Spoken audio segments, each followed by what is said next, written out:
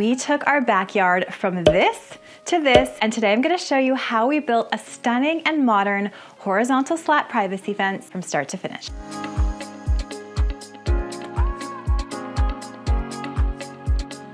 I'm here in our tiny lake house, which we completely renovated from the inside out last year. In case you missed that whole makeover, I will leave a link to that series down in the description box below. After we renovated the cabin, the fence that was originally here looked extra bad, looked extra shabby. It's at least 50 years old. I mean, it has character, but we knew we had to upgrade it ASAP. So my husband Sean and I rolled up our sleeves and we got to work. We knew that we wanted something a bit more modern, kind of a mid-century modern vibe to match that mid-century look of our 1957 cabin. I found some inspiration photos I loved from Pinterest and Instagram, and we used that as a starting point for our own fence design. I wanted something that was also very private so that we could enjoy it and our guests that stay here could enjoy some more privacy in the backyard as well. We have a fire pit here, we have a back deck here and a barbecue, so we want to make sure that our guests can use all of those amenities while enjoying their privacy too. We decided to build our fence to be at least 7 feet high, but if you're doing a privacy fence, just make sure to check in with your municipality and see what the maximum height of privacy fence is allowed in your area. Then we calculated how much material we would need for this approximately 7 foot high fence along the approximate 100 feet of side yard that we have. As far as materials, we chose to go with MicroPro Sienna lumber. You might remember last year that I worked with them a little bit on some sponsored content. They actually worked with me last fall on a sponsored Instagram post for this fence. So they were able to gift us with all of this lumber, which we are so grateful for. And we would have chosen it anyway because it is perfect for outside. It's treated for the outdoor element, so we knew that this would last. Plus, it matches the front porch that we did last year on our tiny lake house, so we knew that everything would look cohesive. For this 100-foot approximate fence build, we used the following materials. I will list these down in that description box below, and I'm also going to write this out in a blog post if you want to save this DIY for later. We used 13 6x6x10 treated lumber posts, about 156 1x6x8 fence boards, 26 2x2x8 pieces that we're going to use as vertical supports, and 13 1x6x8s to use as the coverings of the seams on the front side of the fence. We also used some decking screws and some gravel.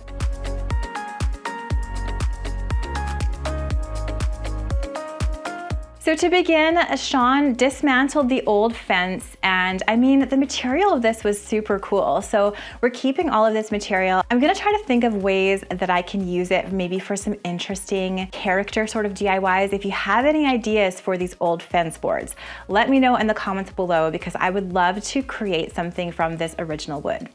Next up was digging all of the holes for the fence posts. So we wanted to make each fence panel 8 feet long. Sean's marking out the posts. We had our property surveyed so we know exactly where the fence line is supposed to go.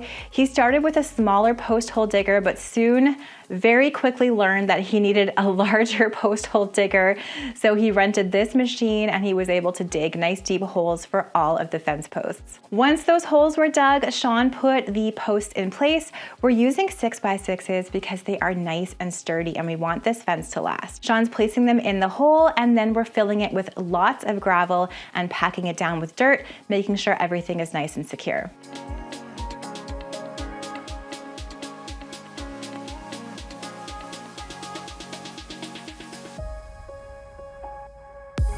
Now it's the part where I'm stepping in. I also had help from my mom and my dad, so it's really fun when my parents and I and Sean can all work together on DIY projects like this. It's one of my favorite things to do as a family, honestly. If you can do projects with your parents, with your children, with your siblings, your husband, definitely recommended. We wanted to make this a true privacy fence with the slats relatively close together, so I just used some scrap pieces of wood to use as little spacers in between the fence. They're about 1/4 inch or so thick. And then we also used a miter saw to trim off any ends of the fence that needed to be trimmed, just to account for a little bit of movement in those posts. And then I started by securing the bottom-most slat between the two posts. I used a nice long level to make sure that one was nice and level, used my decking screws to attach that, 2 screws on either side, and then once that was level and ready, I just used spacers and started adding those slats with my drill and the screws from the bottom up.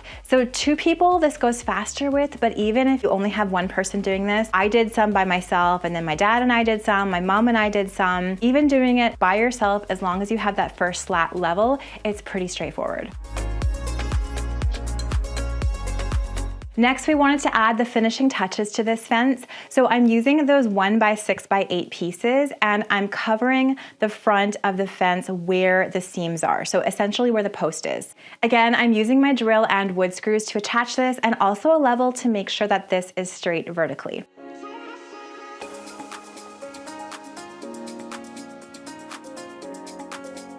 And then to further strengthen the fence, because again, we want this to last, because we're using this beautiful treated lumber, we are working really hard on this project. We're using 2x2x8s and attaching them on the back side of the fence. We wanted 2 of these per fence section, so we're making sure they're evenly spaced behind the fence, and again, using those wood screws and a level to make sure they're straight and secure.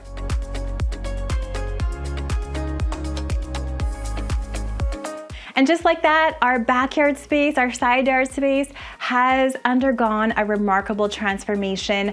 Not gonna lie, this was a lot of work, especially from Sean with dismantling the old fence and digging those post holes. But once we had those 2 things finished, the rest of the fence build honestly was seamless. I love the modern look of this fence and how it really complements the color of our cabin, the style of our cabin. I love the practicality of the privacy of this fence, and it looks so fabulous with some string lights hung up behind our fire pit. I think we are gonna love this spring and summer. Our guests are gonna love this, and I really can't wait to share it with them.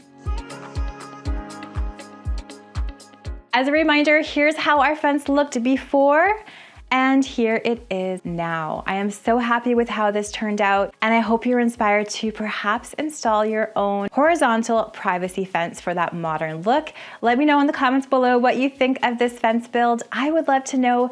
In case you missed this renovation of our tiny lake house, I will also leave this whole thing in the description box below. You might want to watch it from start to finish and see how we turned this 467 square foot tiny house into something that our guests will enjoy. Thanks again for watching, and I'll see you in the next video.